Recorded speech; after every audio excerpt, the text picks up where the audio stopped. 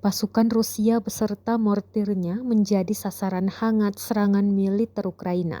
Rekamannya beredar di Telegram pada Senin, 8 Mei 2023. Drone merekam aktivitas dua pasukan Rusia yang menembakkan mortir ke area benteng prajurit Ukraina.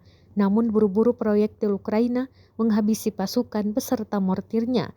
Serangan tampak tepat mengenai sasaran. Ledakan dahsyat hingga kepulan asap tebal tampak jelas dalam rekaman. Dalam keterangan unggahan disebutkan marinir dari Brigade ke-35 dan 36 Ukraina bersama-sama menyerang mortir musuh. Kedua pasukan yang terekam drone dikabarkan tewas.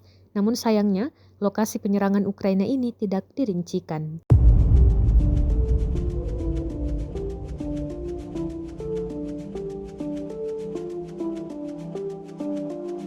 Пунктов Причистовка и Угледар Донецкой Народной Республики уничтожены два склада артиллерийских боеприпасов 68-й егерской и 72-й механизированной бригады ВСУ. Всего поражение 86 подразделений. В районах населенных пунктов Владимировка, Кременная Луганской Народной Республики, Бабаевка Харьковской области, Никольская Донецкой Народной Республики и Жеребянки Запорожской области.